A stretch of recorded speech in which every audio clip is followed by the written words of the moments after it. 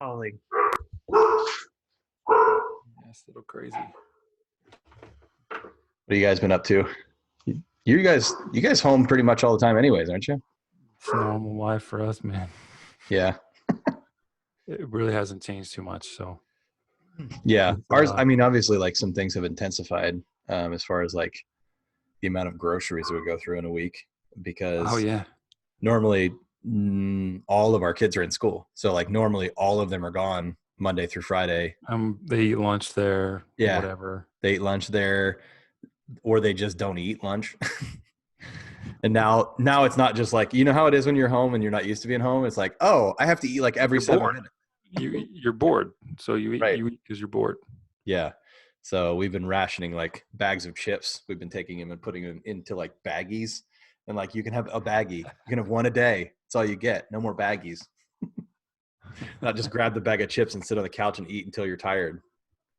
Dude, that's delicious.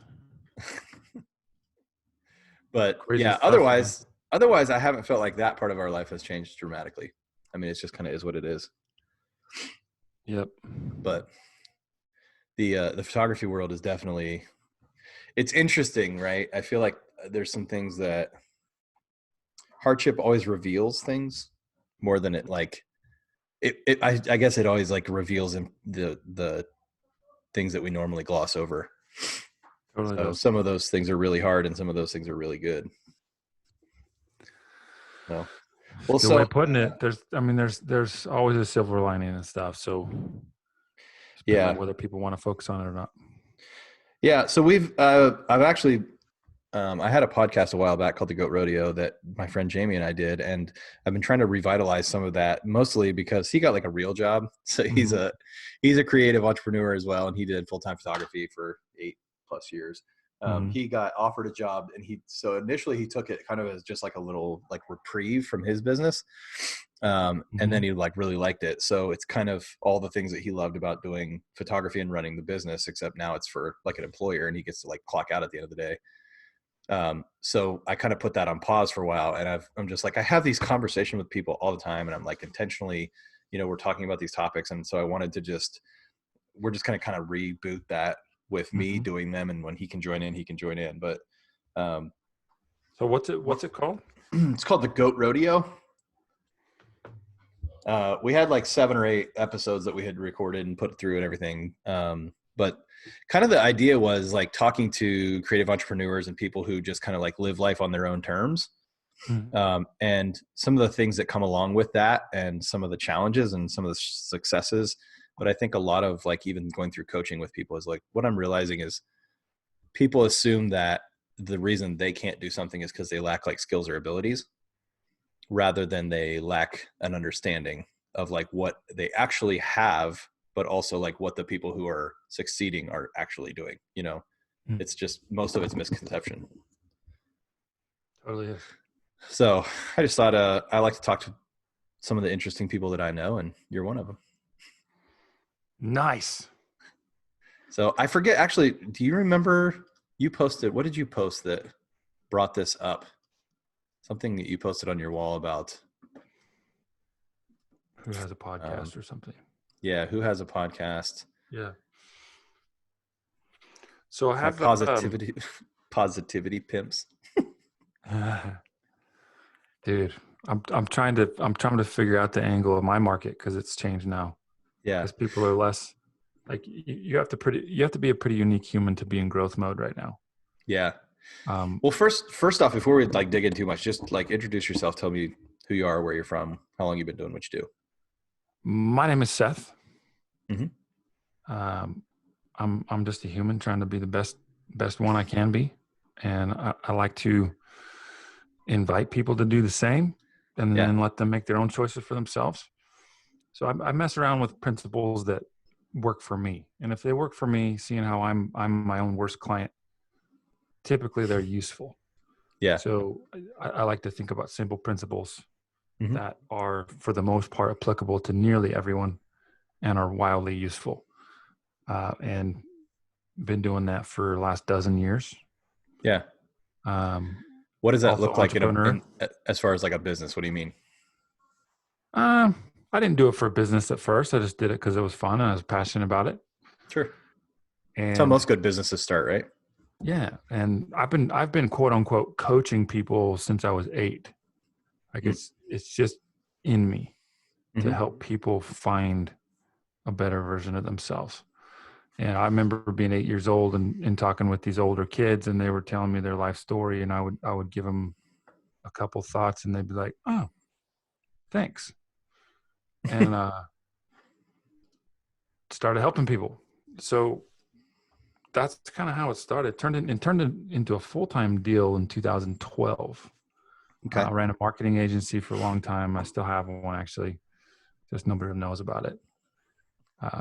But I wanted to focus on something that for me was more than just helping someone make money.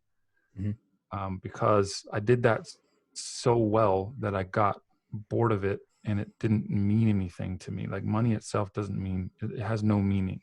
Yeah. And the people that I was helping just wanted more of it. And to me, I was like, do I want to spend my life to that end? I said, no.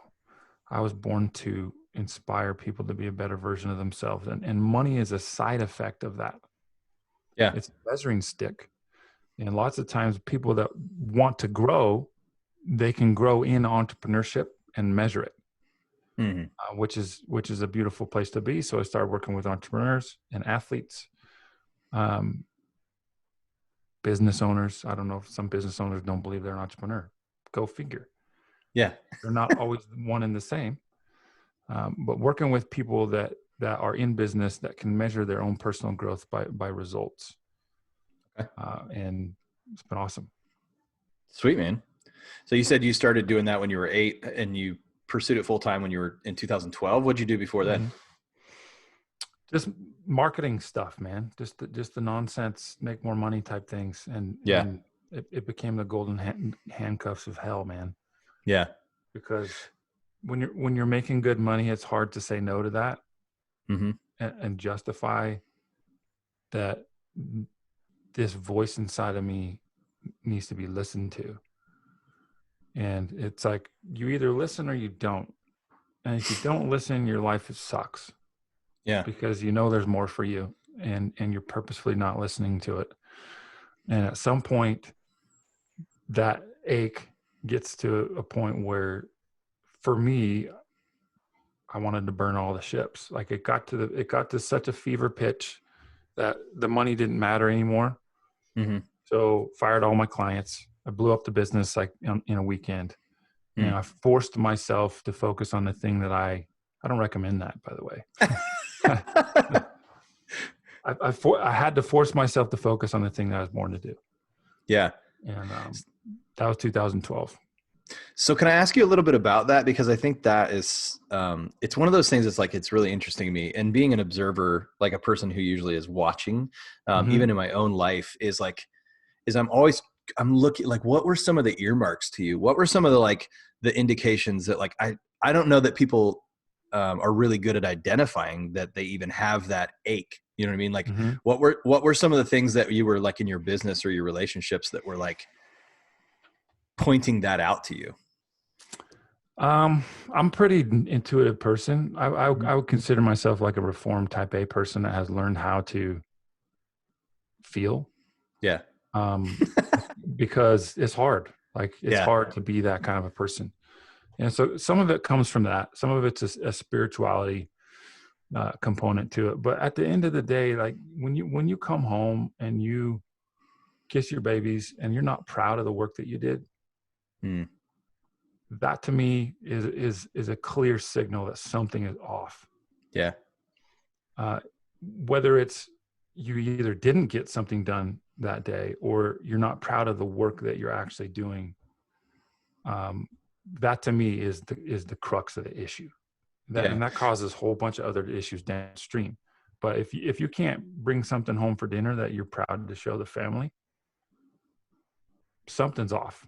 Yeah. And were you not proud of it because of the type of work it was, or because of like what it was disabling you from doing at home? Or what do you mean by not proud of it? Like, see, that's where it's this beautiful intersection of you're just not content with what you're doing, how it's being done, who you're doing it for, your level of productivity and focus and drive.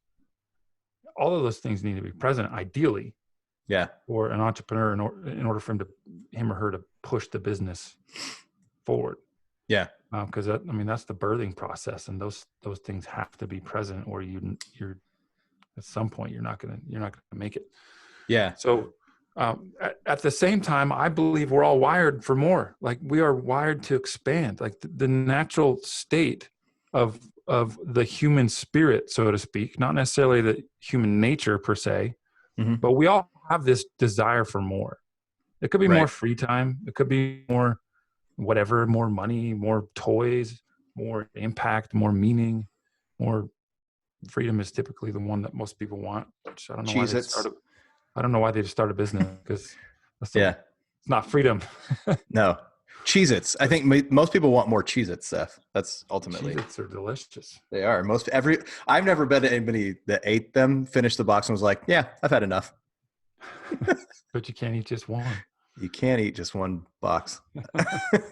One box at a time. Yeah. For me, it's like graham crackers. Graham crackers are my favorite snack. Yeah. Kryptonite. Totally. I eat a whole pack in one sitting every time. Like, there's 9 crackers in there. There's 9. Every single. Yeah. There used to be 11, and they used to be a little bit wider. Like they put them in the same size box, so it's like an optical illusion. But do you do the regular kind, or the cinnamon sugar kind? No, it has to be straight up Nabisco regular. It can't be any other kind, because the rest of them are no good. Keebler is terrible. Like any other knockoff brand tastes like cardboard. Yeah, the dollar store that you get them just to make s'mores with. Yeah, those don't work. They work well for s'mores, but not not just dipping, not munching, not dipping in milk. But anyway, man, it's anybody that can't hear that call to more is not listening, or they're ignoring it. It's always there. And you feel like the ignoring, and I think that's the thing that I notice is when I was and when I have been, and not just when I was, because I know that it happens continuously, is like when I have been ignoring the things of I want to do more, or there is more potential, or I'm just being comfortable. Like what I realized is I almost started killing off other things that were beneficial in my life, because it was it's like when you see someone else succeeding and you're mad at them and you want to kill their success so that you feel good about sucking. It's like I started doing that. It's almost like self-sabotaging areas of my life that were good, or that were that would show the things that I was doing were insufficient. You know what I mean? Whether if it was a relationship and the thing that I was doing was causing too much time and caused strain on that relationship, I would put anger or hatred towards that relationship because it was the thing that was pointing out the pain. You know what I mean? And I don't know if that's a common thing or not, if other people tend to do that, but I've noticed that I tend to do that. Whatever it is that's pointing out, it's the thing that's tattling on you. You know what I mean? It's it's showing that you're screwing up, or that you're putting something off, or that you're ignoring something. And so it's in response to it, instead of taking action on the thing that you should be taking action on, you end up squashing the other thing. So the trick is to become aware of that and just choose differently. So if we let human nature do its thing, it's always going to resist the feeling of more. It's going to keep you in a place of wanting, but never achieving. Yeah. Because the base human nature just wants normal. It wants sane. Right. So that your human spirit doesn't want that. You want more. You want to expand and grow. But so those are almost opposing. Yeah. And you have to get to a point where you become aware of that. And once you become aware, then you can choose differently. Yeah. But what are some things unless you're aware of it, you can't choose differently. So there's nothing you can really do. And then your natural tendency is to sink down to your level of human nature, or whatever is comfortable for you. Yeah. So this is, by the way, I've been messing with this principle for a dozen years. Human nature, because to me, I'm all about simple and useful, right? Well, what's the one thing that we all deal with? Humanity. We all deal with human nature. and we blame it. We label it bad. It's, the obstacle. It's the thing that keeps me small. Mm-hmm. It's whatever. Human nature. Some people don't even think about it, but maybe it's a freaking Michael Jackson album, But like, It sounds like the title to a country song for sure. it totally does. So we have this human nature, and nobody's using it. If you go to my industry is personal development, right? Mm-hmm. And if you talk to any self-help person, you will never hear them talk about this in a positive way. Human nature. Yeah. And I'm like, it's usually used as the indication of like, oh, it's just human nature to like cheat on each other, or it's just human nature to like, it justifies mediocrity, or even less than me. It justifies failure. It's like, oh, I'm human. I'm just a human. That's why we kill that's why we fight wars. Cause that's just human nature. We're just humans being human. And there's a place for that. I don't judge a human for doing human things. It's just, sorry. Like at some point we are human. Yeah. But that's a super interesting thought, because I don't even know that I really ever conceptualized that idea that like that human nature is usually used as a reference to like the negative aspects of who we are. It's 100% negative. Like I've asked hundreds of people this, clients, and they all come back with almost the same answer across the board. It's like human nature is kind of a cop out. It's like an excuse. And I'm like, bro, this is so backwards. So I have a question. I've uncovered, this is the funnest principle. And I hope your people appreciate this, because if y'all got anything going on in the world right now, in your world, that seems a little bit chaotic. Or out of control, stress, anxiety, overwhelm, fear, panic, all this stuff that you see around you. How you doing about getting things done right now? Like most people, it's like, it's super ripe. I've talked to business owners who are literally printing money right now, and they're still panicked. They're printing money. Their sales are through the roof, and they're still panicked. And I talk to business owners whose businesses have folded.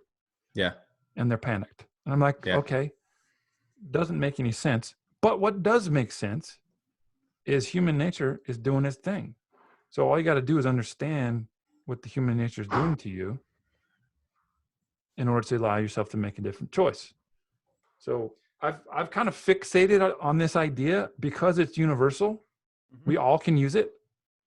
It's the simplest idea ever. And I don't know if do you think this would be useful to share?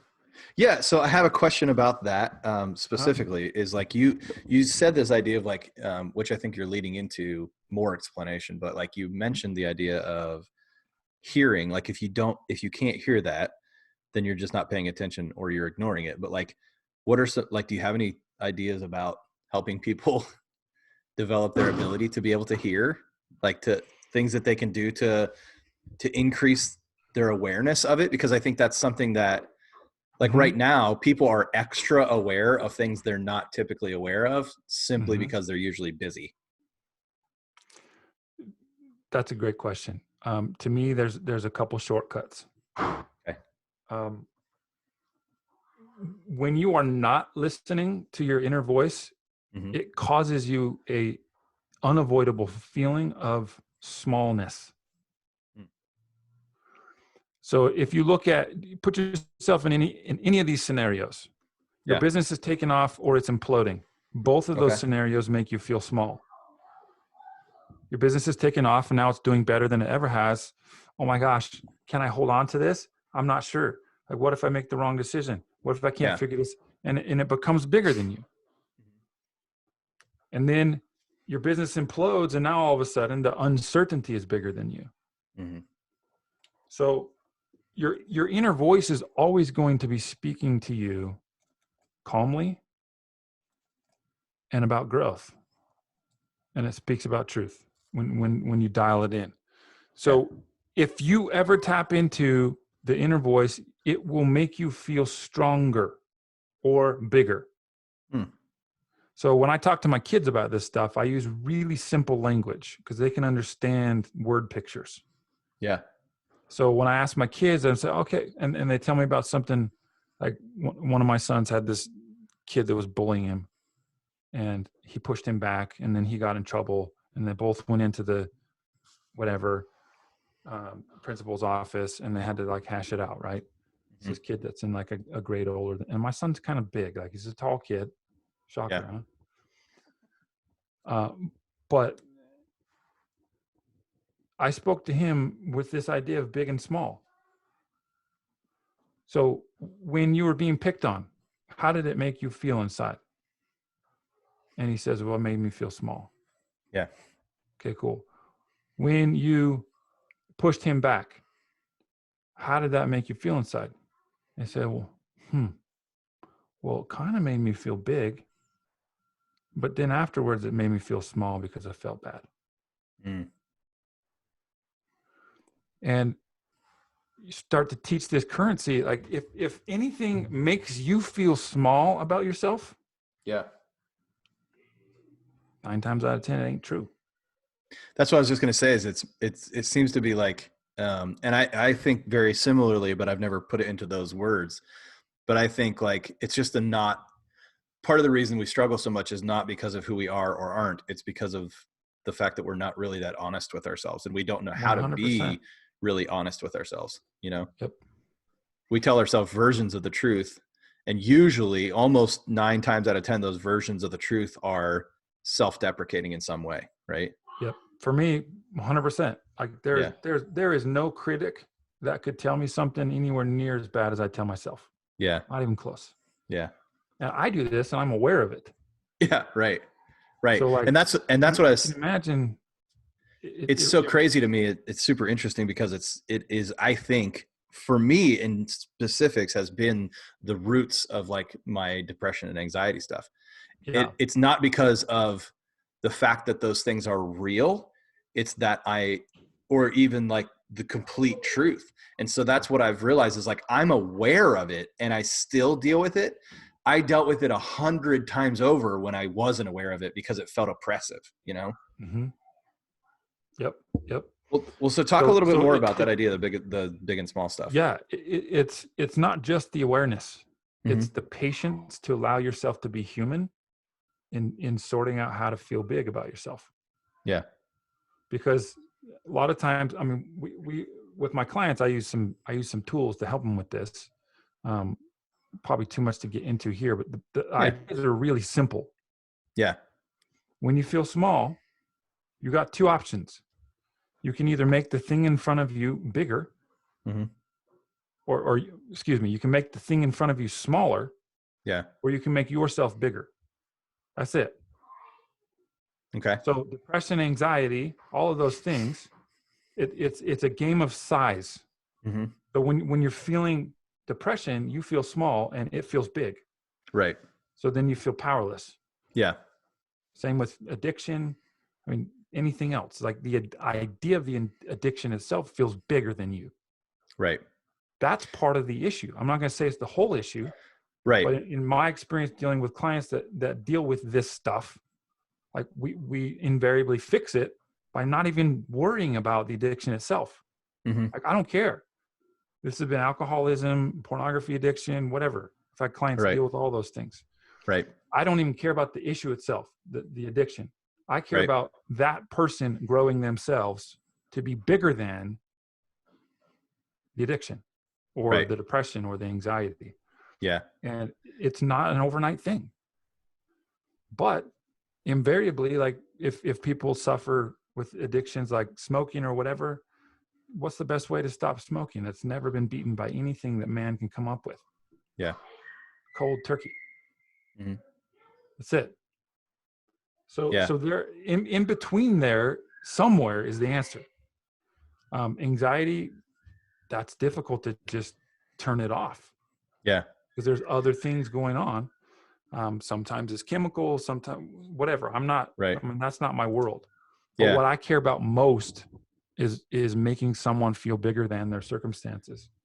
Yeah. Well, and that makes a lot of sense for me because I'm thinking like, and one of the things that I'm just a cognitive processor in this way. Like, I think, well, if there's times when I've done things that used to make me anxious that no longer make me anxious, then it's not like a thing that's like broken, right? It's not like like this mouse doesn't have batteries anymore.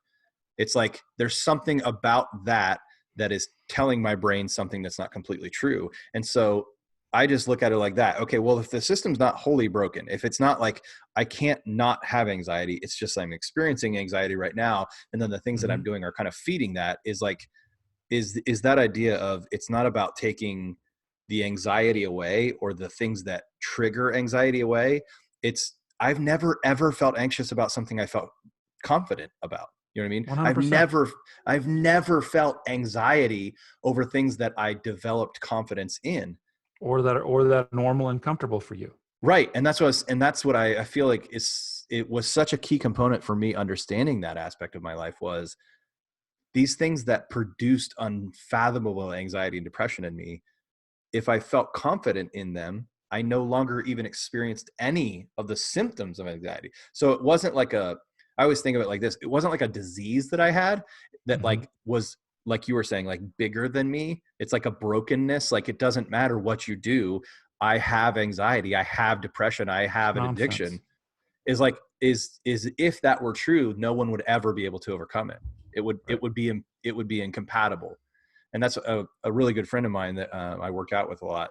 Is he was talking about being a heroin addict. And he said, it's the idea that you're an addict is what disables people from being able to get over addiction.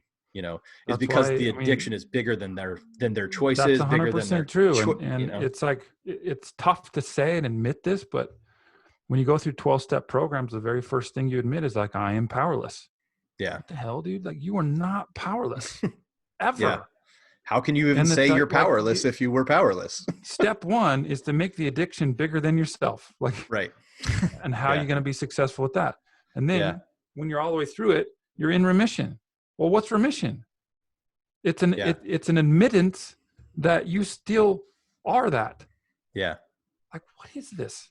I always felt like you're like sitting in a cave waiting, hoping it doesn't come back. Exactly. And it's just a matter of time. And for some people it works, but the numbers are like 12, 14%. Yeah. So 86+% fails them. Right. Yeah. And there are other things in that program that are awesome, but the point is, like you just said, all of these things make you feel small about yourself. Yeah. And unless you feel bigger inside of yourself, you will always feel small. And therefore, the thing is always going to be big. And it's always going to be a thing for you. Yeah. It's like we fear things to the degree that we blow them up in our mind. And this is a human nature thing that you just need to be aware of. Like, we make a big deal out of things that are really stupid. Like, just can't think of any time I've ever done that, Seth. I can't think of one. We do this all the time. And it's that same idea that your human nature just wants normal. So anything that's abnormal, it makes a big deal out of it. So you don't do it, or you stay away from it, or you marginalize it. Yeah. Like super productivity, high performance, that's abnormal. Peak performance. One blip of productivity, then you fall back down to your normal procrastinating self. Like, it's just how it is. So, my daughter's scared of spiders. Yeah. I mean, just think about this. Like, so many people are scared of spiders, and I get it. I understand. But at some point you have to realize, like, you are literally 100,000% bigger than, maybe even more. I don't even know what the size could be compared. Yeah. What is the weight difference between a human and a spider? At least 100 times. At least 100 times. It's at least 100. Yeah. Probably at least more 100 like 100 times. million times. But in our minds, somehow we've let this little thing control us and make us feel small. And we do this with so many things in our lives. Like, I work with some people that have a hard time publishing anything online. Mm-hmm. Like, they run their business and they cannot publish the ad. They can't post it because there's this all anxiety, et cetera, et cetera. And bro, dude, it's a freaking ad. People don't care, man. People don't even look at them about that. They don't care about you as much as you think they do. Yeah. But yet we mold this over in our minds. We blow it up to be this big thing because guess what? What happens if it works? Yeah. Then you have to deal with that. People are going to see me. It might go viral. Yeah. And then there's a good and a bad component to that. So the other thing that humans like to do is we like to anticipate. Mm-hmm. best and worst case scenarios. Both of those are used to make it seem bigger than us. So we do nothing. So this is, all this stuff is super, super interesting. And I think there's two sides of every conversation I want to have. Is like one that like makes me think and goes, oh yeah, man. Cause I'll mull this. My mindset stuff is usually like, I realize in moments of weakness where I need to change my brain, and not like, like this will come up and like, oh yeah, that's what he was talking about. But it'll be when something like is going wrong. Is an aspect that makes people think. But the other side is some real like tactical, like hands-on. So how do you use this information? Because I think this conversation itself is probably the core of like the majority of the conversations that we have in our brains and with our, with our friends, and how we deal with people and how we deal with our business. But like specifically one thing that's going on right now with everybody with like, the viral issues and COVID-19 is how do you use this idea of like bigger and smaller over something like that you truly have like no real control over, in order to have control over what you're thinking in your brain and your life? I mentioned a little bit earlier about big and small, feeling big and small about yourself. So the first thing to ask yourself is, how does this cause me to see myself? Yeah. That's the first step of awareness, almost always. Yeah. So when, oh my gosh, it's a conspiracy. Oh my gosh, it's like 5G. Oh my gosh, it's everybody's dying. Killing everyone. Yeah. Oh my gosh, like I got to protect myself. Oh my gosh, COVID-19, it's a scam. It's not even real. Oh my gosh, Bill Gates is, and then we go off into the rabbit hole, right? Right. There's a million options. Net result is, how do you feel about yourself? Small. Yeah. When in reality, like none of those things are affecting you right now unless you allow them to, right? So the next step is to be, who are you going to choose to be now? Yeah. That's it. Okay. Like there doesn't need to be any more complication than that. So first step is awareness about bigness and smallness. The next step is like, okay, now what? Who do you choose to be? Because once you become aware of the big and the small, you got no more excuses. Yeah. You either roll with that and bow to it and have it bring you to your knees, or be like, screw this. I'm not being small. Yeah. That's where everything starts. It's the simple idea. Yeah. But wildly powerful, especially when you know who you are on a different level. And you've developed a deeper identity, so that human nature you can't stop human nature. Yeah. But you can develop a muscle to be able to pause when human nature does its thing. So that there's two places where you can become useful as a thinking, prefrontal cortex human being who is at war with your amygdala, who usually makes the majority of your decisions, despite what you would like to admit. We make most of our decisions from the oldest part of our brain, which is embarrassing, but true. And mildly like crazy. Mildly crazy. So we've got the three phases of human natured response that most people are familiar with. You freeze, then you flight, and then you fight, right?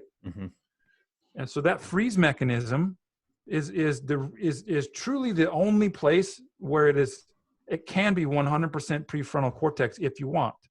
Yeah. Because it's this space of pausing. Is that saber-toothed tiger going to rip my face off or not? Yeah. Is he actually hunting me or the deer that's behind me? Yeah. Because we're both hunting in the woods. Yeah. I'm hunting, saber-toothed tiger's hunting. So am I prey? I don't know. Yeah. And so there's this time of thinking. You can develop the muscle to lengthen out that time to be as long as you want. To where you don't have a response, really, until you've decided what the response is. The one thing you can't control is the fear response. Yeah. Because there's an immediate heightened emotion. It's a human emotion. You can't control it. Right. You will have a fear-based response, period. It's just the trigger. Right. You can't meditate that away. There's nothing you can do to stop it. You can drug it away. You can maybe drug it away. Yeah. Well, and I mean, that's a totally different side subject, but it is interesting to know that that's the part that you have absolutely no control over. No control over.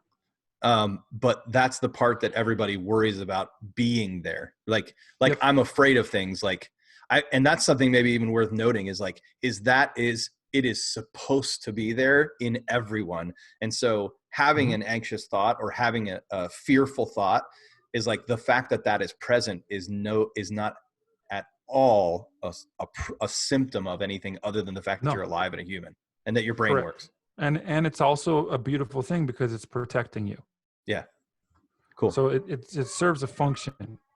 The human nature doesn't get to choose what it's protecting you from. Yeah. Like it just protects you. Yeah. It protects you from the good things that you say you want. Mm-hmm. It protects you from the bad things that you say you don't want. Yeah. It's literally keeping you from the successes that you want because it's protecting you. That's why you need to choose it. But in that space, yeah, you get to choose a response. Like this is common knowledge, but putting it in this human natured box is so much easier to understand. Then if you choose to allow your human nature to make you run, notice how I said that. Yeah. If you choose to allow your human nature to cause you to turn tail and run, yep, you lose control for that amount of time. You've lost it. Yeah. The turning and running part is really difficult to stop. Yeah. You can, but it's difficult. Most people can't. Right. Because they haven't exercised this enough to put the stop on. It's not as strong of a muscle. But then when you can't run anymore because you're either trapped, like everybody right now, this is what I love about humans, being human. You can only push them so far before they turn and fight. And in the United States, watch out, man. You can only push us so far. Yeah. So a lot of people are turning and running right now, but at some point they're being like, I can't run anymore. Yeah. I'm going to turn and fight. Yeah. This is the second point where you can use your prefrontal cortex and be like, okay, what does that look like? How am I going to fight back? Am I going to feed into the fear? Or am I going to stop and think and say, fighting fear with fear sounds really unproductive. It's just more of the same. Yeah. So what's a more productive way to fight this? I'm going to be the weird guy that people think, man, why is he so calm? Something wrong with him? Yeah. Like, how can he be so happy when does he know something we don't know? Falling apart. Yeah. But this is a fight response. Right. You see the difference? Yeah. It's a fight response for me to choose positivity despite knowing about the potential conspiracies, which for the most part, like they're there. Yeah. Like there's always bigger stuff going on that we ain't know about. Yeah. So like, who cares? Yeah. I mean, at the end of the day, is that going to steal your peace or not? Well, and I think it's huge, like unbelievably big to be able to give people, it's very bigly of you. It's huge to be able to give people this tactical, like, okay, so the first thing you need to recognize is the fact that your brain snapping that awareness to you and making you afraid or making you concerned or making you aware is like, it's as natural to your body as breathing oxygen. It's supposed 100%. To happen, right? And so then from there, you get a choice. And if your choice is fear, then these are the consequences that are going to come with that. But ultimately, to understand that even your choice to like enjoy and to propagate happiness now and to like find peace, like that is a fight response. Like that is you standing up and taking control. 100%. It's not being ignorant or blissful or even like oblivious. It is actually taking all the information and saying, yes, I totally understand that these things do cause fear or could cause harm, but that is not where I choose to lie. And it is you taking action. And so like, because I think that those things are both very common places for misconception. Is that the fear or the initiation of those thoughts is some kind of a defect in you that like, I shouldn't be so afraid. Well, like that's not the point. And when we make that the win of not having those things, then basically what you're saying is like, I don't want my body to work the way it's supposed to work. Right. I don't want to be able to feel when I touch this that it's hot. Well, like that sounds cool because maybe you could pick up hot stuff, but like your nerves are there to help you. Yeah, your nerves are there to help you, right? Your sensations. Ask somebody who has no sensation. It's awful, right? Awful. It's unbelievably terrible. And there's a book I read in college called The Problem with Pain. If you're interested, it's by Philip Yancey, but he talks about leprosy and how the problem with leprosy is not that it's really like a disease. It's that it numbs your nervous system. And so you can't tell when you've been dragging your foot and you have a giant cut open on it, right? You can't tell when you pick something up that's blazing hot and you get these 3rd-degree burns. Like that's it's a warning system. So in a lot of ways, we try to like numb out our warning system because it's annoying or causes us to like hurt or things like that. But it's like, this is part of how your body works, right? The thought that comes into your brain through the amygdala is like, that is supposed to be there. And then the second side of that is that you taking action can look like you choosing to fight against it by living the way that you choose, simply by that. It's like through these 3 phases of freeze, flight, and fight. Like when you freeze, you get to, for the most part, choose the meaning of your human nature response. Yeah. So we've got the fear creeping up inside of you. And we get to say what that means. Yeah. That means probably should be careful for the next little while. That's okay. Probably should make sure, we got enough 9mm ammunition. Just in case. Couple more cases, maybe. I choose shotgun shells because they're cheaper. Probably should make sure we got some food in the pantry, maybe some water, some dried goods. But like you can calmly respond to that. Right. And you choose the meaning. It's no different than like the Olympic athlete that's trained for 4 years and they're finally at their goal, the finals at the Olympics, and they're on the blocks. Like, are they going to be scared? 100%. Yeah. 100%. There's fear. Sure. I've never met an athlete that gets to that level that doesn't feel anything. The difference is they interpret that meaning to say, man, I'm so prepared for this. I worked my face off for this. And what I'm feeling right now is excitement for me to get to show the world how much work I put in. Right. It's the same fear response. It's literally the same chemical, the same response, the same secretion into your endocrine system. Same. Yeah. But they choose to see it as excitement. So we get to interpret these responses however we want. In the freeze space, when you turn and run, I can't really control that, but then you get to control it again when you turn and fight. Yeah. So this is a question. I would go ahead. I didn't want to interrupt that thought. Either one of those is super useful. I like to catch it before I turn and run so that I'm more in control. Yeah. And I think that's what I wanted to kind of focus the last little bit on is I feel like I could talk to you about this for another 3 or 4 hours, but I know the attention span of most people, including myself, sometimes is like 20 to 30 minutes. So I'd like to kind of wrap it up with this is that in these 2 ideas of freeze and fight is like, if you don't catch it in the freeze, just know, like, if you realize you're running, like, just realize like that's okay. Like you'll get to a point, right? You'll get to a point where you'll be like, okay, I can't do this anymore. If you're going to give people like maybe 1 or 2 practices to catch it in the freeze mode, what are some of the things that you find useful for doing that? The tool that I said before is the most useful thing you could use for that. It's just, now, would you consider doing that like as a meditation or like like in a personal, like 100% conscious, like in the moment? In the moment. Okay. And it's just having awareness. Do you like the feeling or not? Yeah. That's part of this. It's like, I feel terrible right now. Yeah. I'm pissed. I'm upset. And I stop and I think, how's this causing me to feel about myself? Yeah.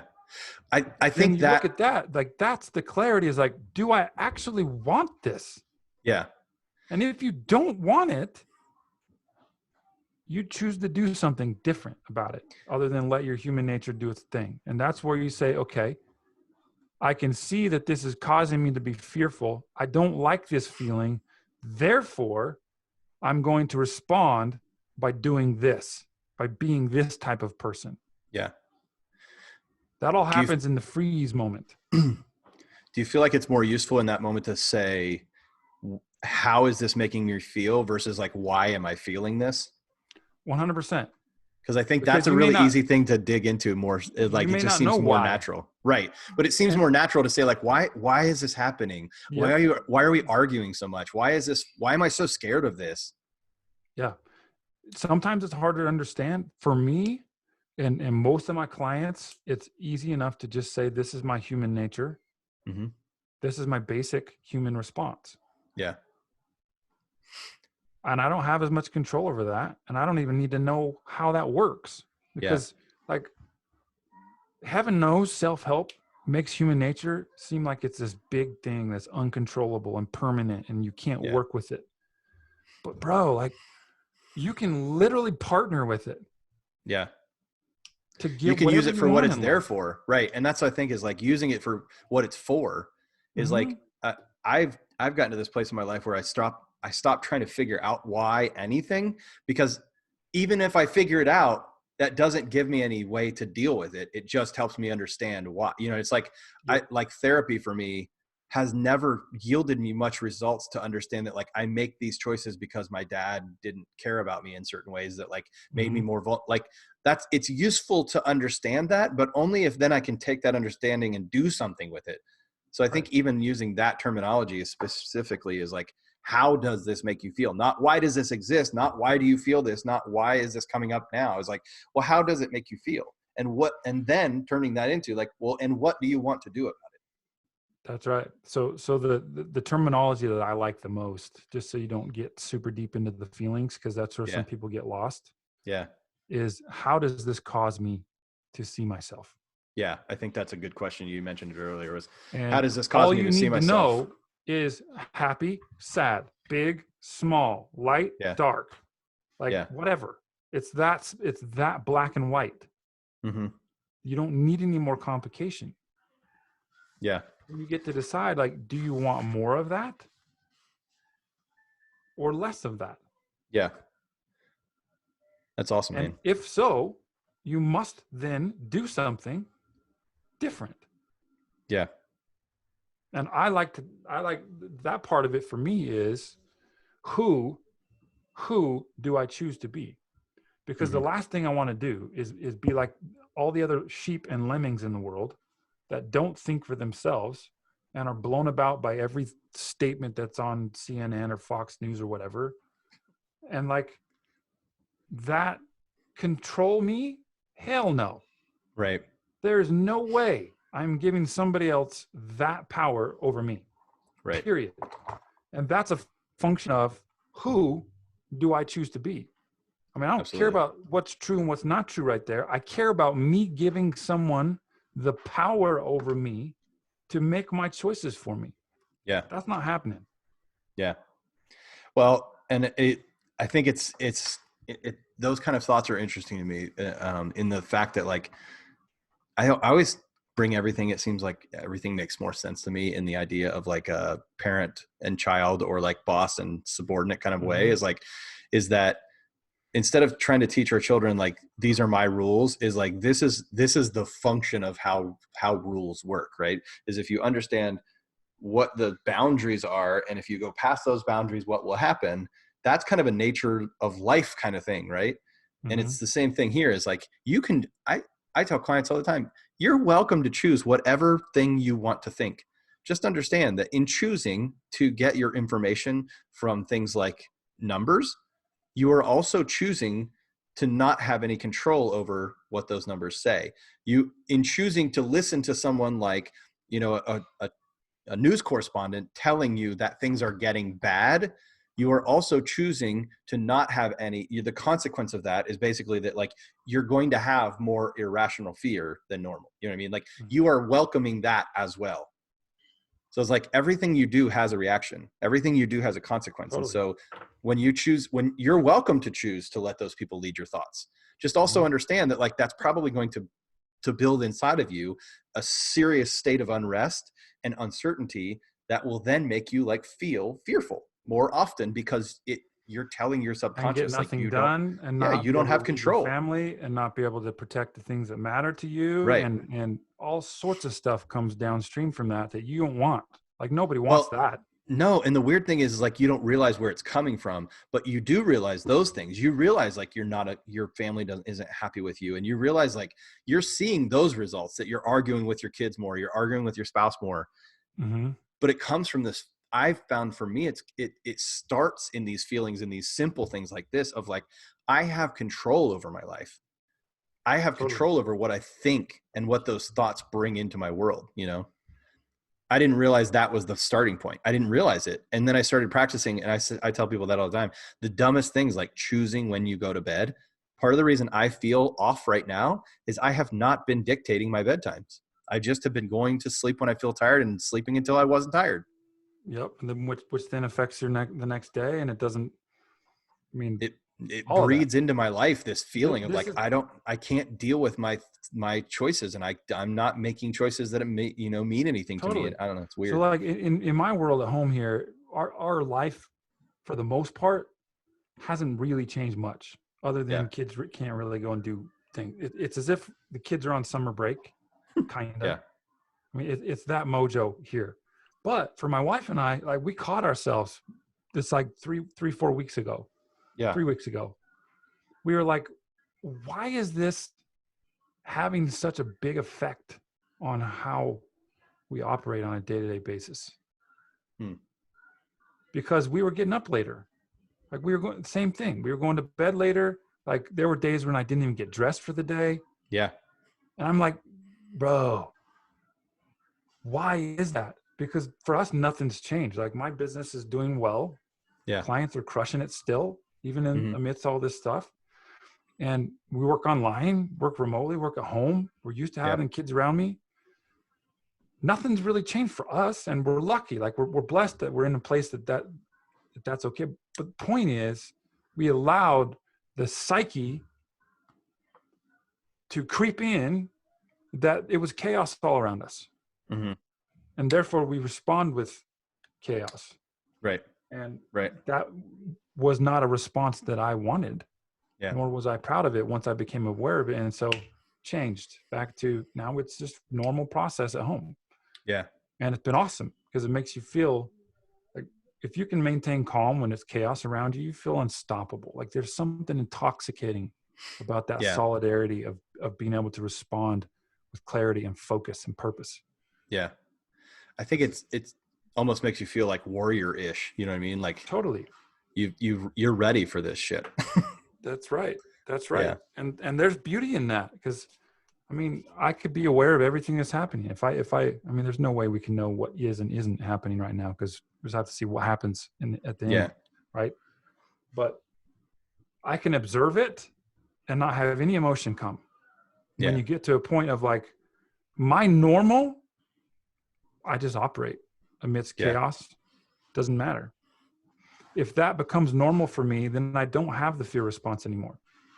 Yeah. So if people are freaking out about the fear response, which we can't really control, what causes the fear is when one of two things. Either they've caused you to try and be somebody you're not, or they're pushing you out of your comfort zone. Yeah. One of two things. So if operating in chaos is normal for you, you're going to be completely unfettered. Yeah. Unruffled by any of this.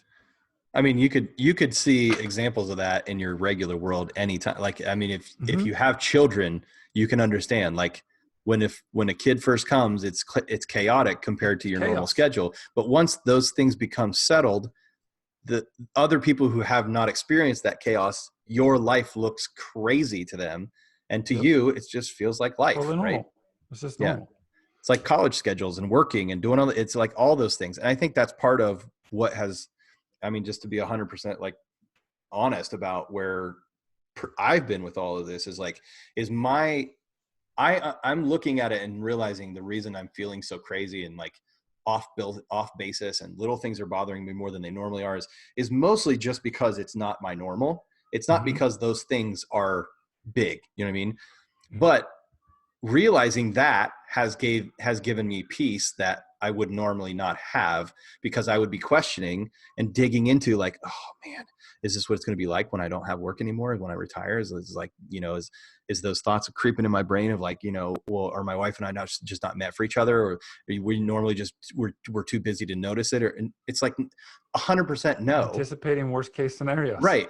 100%. That is not if I'm being honest with myself, that's not what happens. It's that everything else has changed.